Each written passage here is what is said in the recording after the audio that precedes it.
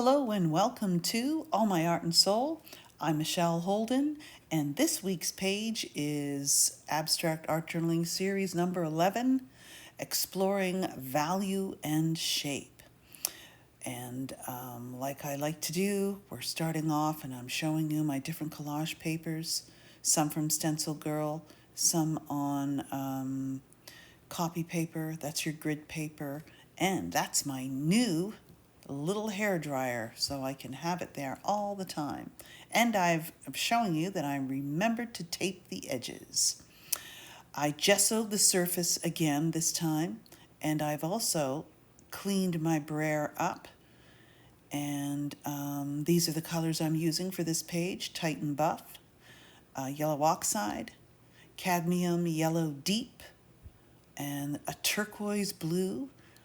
It's from Liquitex. I get these at Michael's. Sometimes I go to Curry's. And these are my new brushes from Michael's, my Catalyst Wedge, and of course Inktense, which is just another way that I activate, but I'm changing it up this time. As you can see, I'm showing you my mixed medium, and I'm going to use that just with a little bit of water on my brush after I just activate the surface with 4 different colors. I think I'm going warm here, and I love, like I've said before, watching my videos. Next time, I'm going to just change up the marks, always trying something new. Maybe go more geometric or vertical or lines. It doesn't really matter. You can choose to use these as an intuitive guide for your next shape, or ignore them completely and just use them as a first layer. And like usual, my medium likes to dry up. The cap never really goes on right away or all the way. This time I also, I don't know if I did it this one or the next one. I noticed when you put a thin layer of medium at the edge of the tape, and the paper, when you lift it, it stops any bleeding if you're using some thick paint near the edge or something like that. And I think it did this time, and it was much, much better. And of course, the tape is much easier to lift on a gessoed surface. So I know my intention was to start with a warm tone, neutral tone. I know I'm going to be using black in the contrast, and I'm just drying that first layer with my dryer. It just says 2 speeds. It's good. It's perfect. It's a little noisy, but that's okay. And using the yellow oxide with white, just responding here, just laying down that first layer, and whenever I don't like my marks or just changing up or wanting something unexpected, thinning it out so it dries quickly, I use my brayer. And while I'm just looking around, doing things, it's probably going to dry fairly quickly, as long as I don't apply it too thick.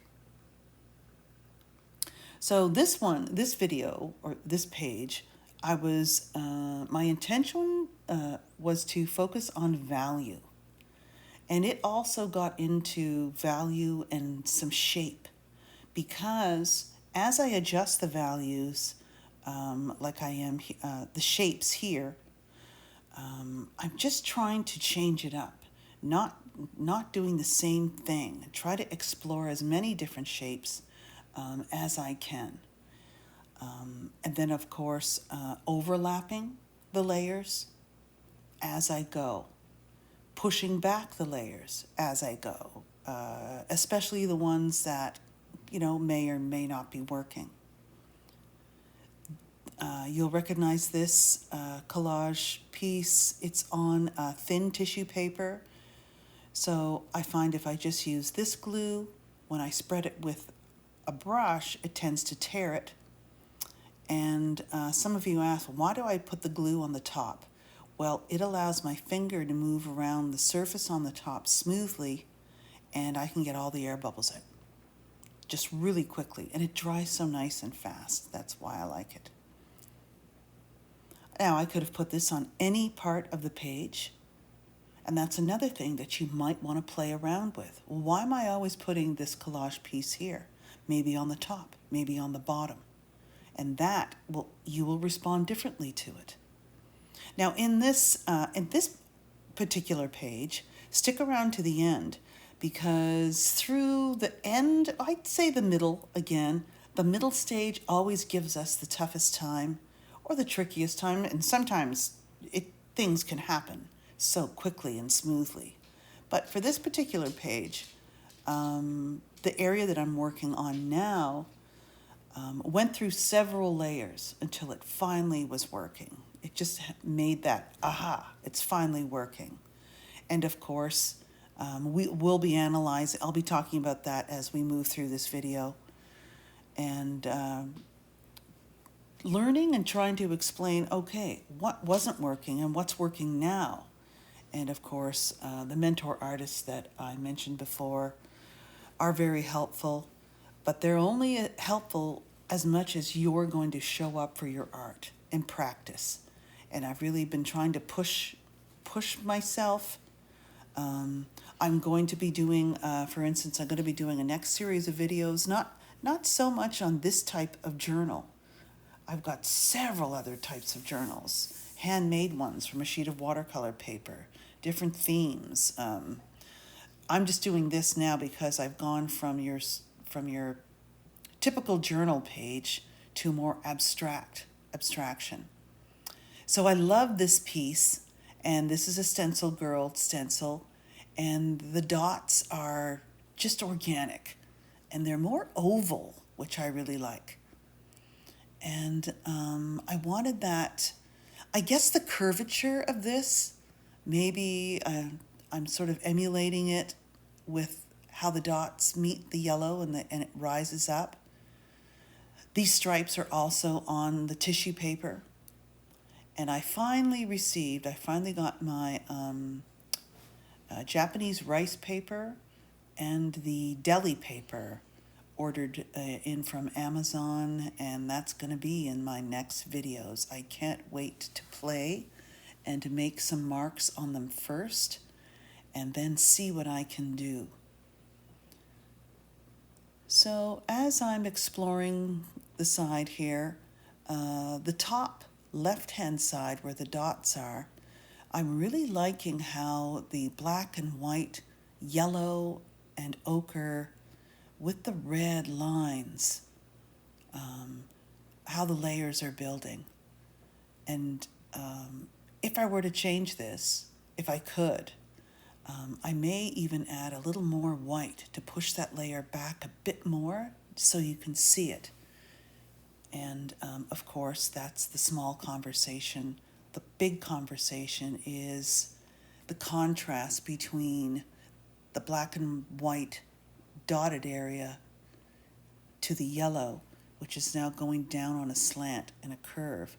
And it's lifting a bit, not as much as I'd like, the eye up, but the eye is going up and off. So I work on that as we go. So as you can see, I'm always playing, bringing pieces in, trying this, trying that, and it just speaks. And that becomes more instinctive the more you do it. And then if you step out, I think in the email that I sent out, if you're on my email list, I was talking about spinning in and spinning out again, using your intuition, spinning back out again, and then looking at what's right in front of you. Not that what you want to paint, not that you just right in front of you what's happening so we can respond. And there's that fantastic natural tissue paper. And I remembered from earlier experiences that I loved how any black marks showed up underneath. So now I know that, and I know that I like it. It's just the types of marks now that I'll be exploring with to get a different feeling or emotion, because that's what my art's all about. and loving that layer and making sure it was overlapping as many areas as I could while staying in the general area that I wanted it to be placed. So there's the quinacridone nickel azo gold. That's a pricey little bottle of paint there. And so I just put it on there. I'm not really worried about it. I thin it out, and then I go over it with my brayer because I didn't like the hairy or the types of marks that the brush made. Then I thought, well, why don't I add some drips? And it's good to, once you do something to one area, don't just focus in on one area. Try to always step back and deal with the whole overall painting. So I made a nice mark here. I don't know if the dryer more or less takes it away as it dries, but that's okay. I just really like how it stains. So this is like a very thin stain, and it's very transparent, and you can just deal with layers of transparency like this. But when I look at the painting now compared to its finished stage, I think in the future I would like to leave it at this stage and focus on what I have in front of me, because it's a much less complicated and piece with the marks being much more simplified, and I think the differences in the tones are working better. So I will definitely make a note of this, and I think I do like the lighter values better than the black direction where I took this piece. And coming in with the triangles, where in the end, if you watch the video to the end, they get mostly covered anyway. And as this page progresses, this particular area gives me a little bit of trouble. And noticing now, I would have stuck with, like I said before, the lighter value of this whole piece. Sometimes, a lot of the times, when we're sitting there, we're so busy planning sometimes, and we're not really paying attention to what's there. And when I have the opportunity to look at my work a generation away in a video, I can see that I miss this.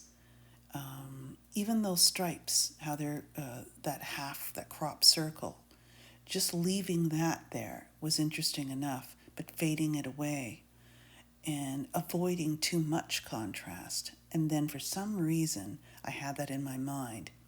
And then I come in and end up covering that wonderful subtle layer. Don't know why I did that.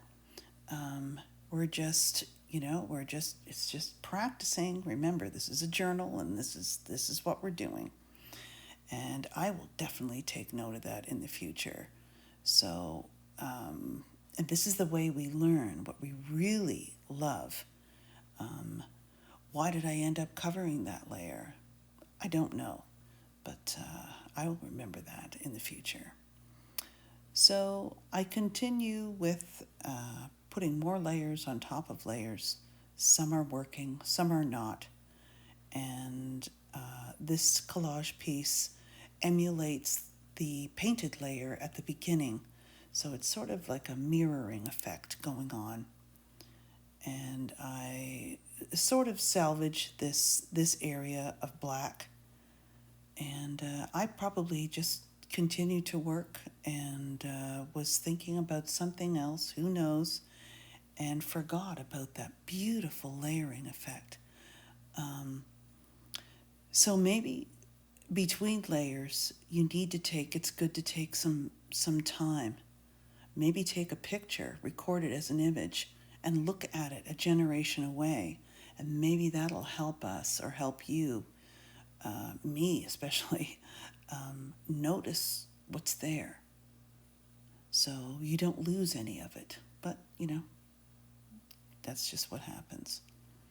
So after I've darkened this layer, now I realized, well, I need to lighten it up. So I continue to do so with extending the values of light, the lighter values, overlapping some of the black shape, the black paint to change the shape of that paper from that hard edge to a softer edge, and continuing with some more transparent layers of yellow, drawing the eye down as you go, and the layers just continue to build.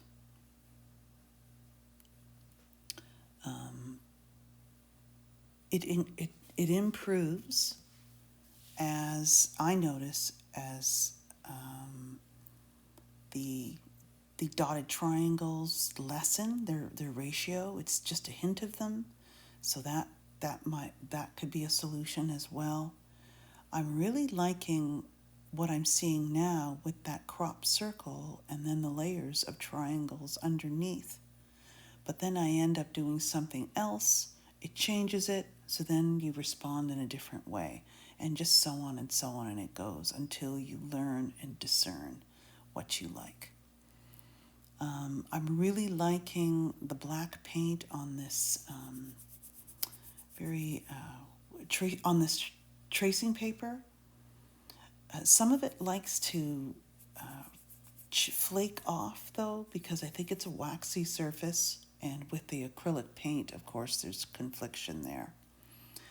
And so I have it on my mind. I'm thinking of a solid shape. Again, looking at this now, I think white, even going lighter and more atmospheric, while still playing on those oranges and yellows, would have been another choice. This still works in the end. So leave a comment below. What do you think?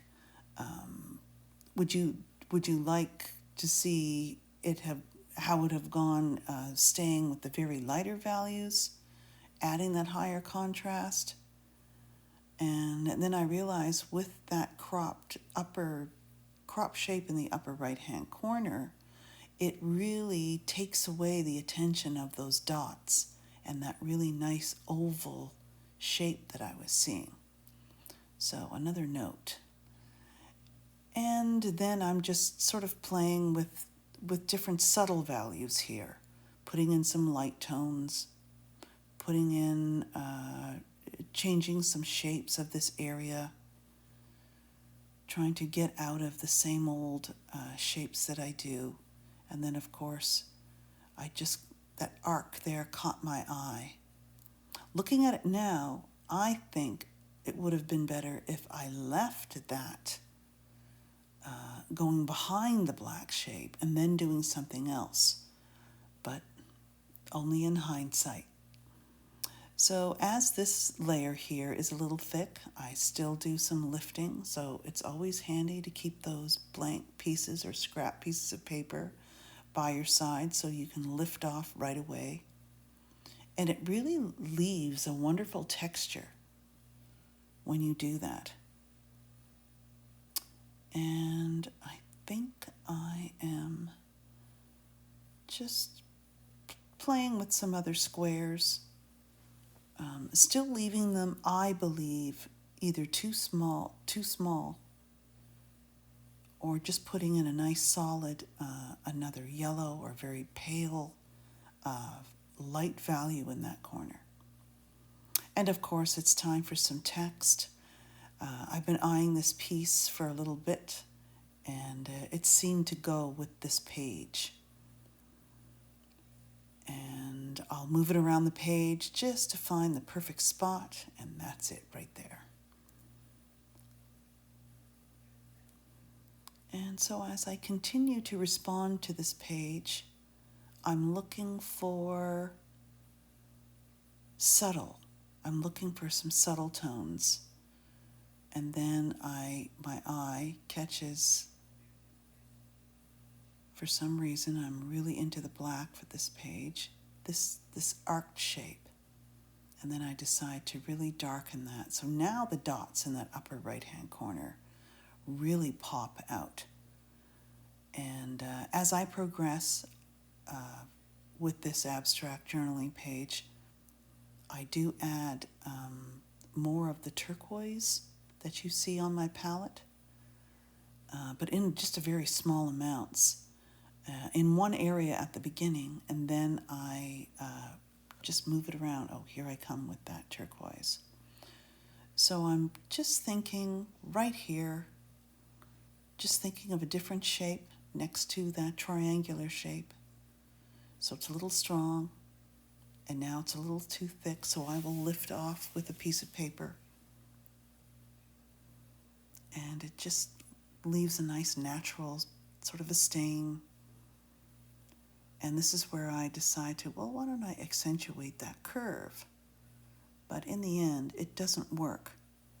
So I let it dry, and then I end up covering it up with a gray. And to that gray, I add some turquoise. So I'm adding some more uniformity with the tones, with the values. And sometimes I buy a really nice gray. There's a really nice gray that I just purchased. But I'm really wanting to start mixing my colors more. And in this page, there's a little bit of mixing, but not nearly as much as I would like. So those will be in the next coming videos. Color, how to play with color, and then how to play with shape. So as you can see, lifting it off did help it, and then you can see the subtleness of the triangles underneath. So using this similar collage paper again, which is similar to the background there, so I just continue to move it around enough so it fits nicely in this area. And there it is. And then that thick turquoise line ends up being covered anyway. So now we've got some differences. We've got the upper left-hand corner of dots that are horizontal. We've got triangulars. We've got arcs. And then I realize that this lower right-hand corner is a little busy.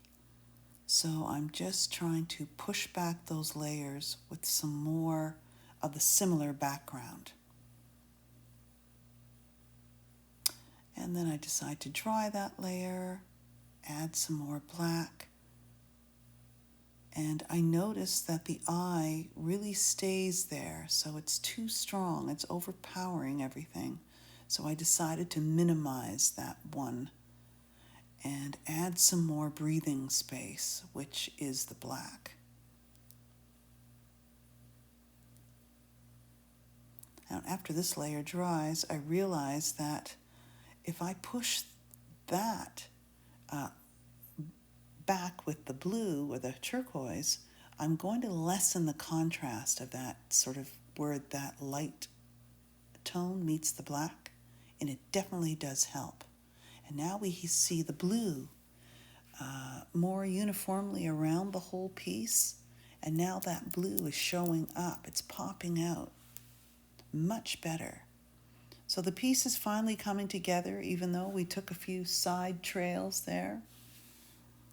And so again, going for those dots, realize if I do that, I'm just going right back where I was with it being too busy. So then I remembered it just needed that one singular shape, which is a white on black. That's not bad. Still too busy.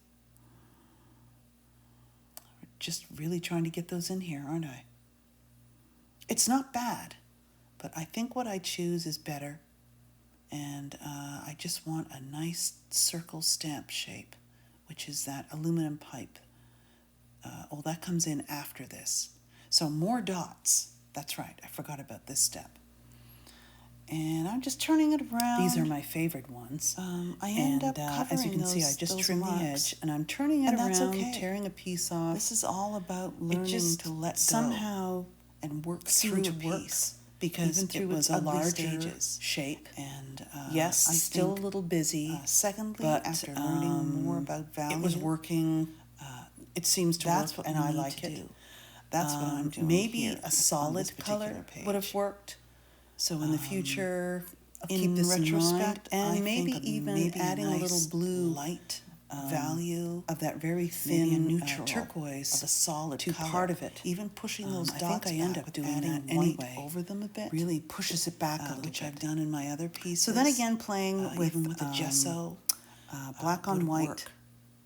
And then extending some of those shapes more marks down, so taking the eye down, and then extending, pushing back what's underneath a little bit more. The dots down. And then what's happening is you're getting what I think I'm finding. I'm really liking the orange, the greens, almost the yellows. Just all happened. I couldn't have created that underlayer. So. And a little bit of the triangles are still showing through, so they're just peeping with some. And of course, this triangular edges, and there's my singular piece. It just needed that right one singular object. Now, just with a little bit of space, add a few more just things, sort of. And I know so we skipped the part. We missed the part complexity, the numbers, the rest of the piece, and I really love them at the bottom. And of course, I just let that dry. That's just a regular stencil. So as I'm comes off pretty heating easily, up that tape and removing it. I'm getting better at that. Probably because I overlapped with some paper. Much easier. And then I just use my knife here it's just that I keep handy at the side. And then just forgetting that I overlapped a little bit of paper, so I'm just trimming it. I think I'm really liking the rhombus shape or the triangular shape. I think this piece mostly came together. Versus it not being surrounded. It was a real learning. The eyes moving around nicely. Really like what I learned about it and what I want to keep. This one's done. So number 11 is learning about those lighter values. I really hope you enjoyed this particular process. And I know we missed the 1, 2, 3, 4 stencil. Abstract. It probably wasn't recording, but I caught series it in number 11. And I really love putting my numbers in my work. The whole middle process. Don't forget to like and subscribe. So I hope you enjoyed this video, and I will please remember to like and share and subscribe, and I'll see you in the next one.